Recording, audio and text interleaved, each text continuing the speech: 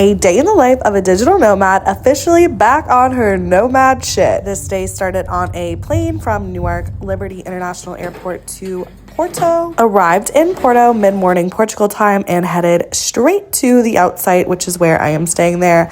Grabbed a coffee and then headed out on the streets to explore as my room was not ready yet. I pretty much immediately fell in love with Porto. Everything from the sidewalks to the views was just stunning. I immediately headed to the Louis Bridge as that was the number one thing I had seen recommended on TikTok. And let me tell you, the TikTokers weren't wrong. The views were amazing.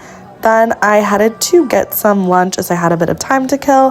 Found a little rooftop. Of course, had to get a glass of Vino Verde because when in Rome. Was so excited that there was mayo on the table. I love Europe. And then got a Francesina. It was good. It was okay. I don't know if I'd recommend.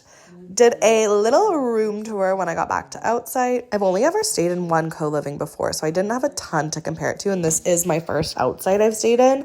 But compared to the other co-living I stayed in, Surf Break, the accommodation here is, just a lot nicer. Love Surf Break. But here you get your own kitchenette, you get your own shower, you get your own bathroom, and everything is super modern and nice.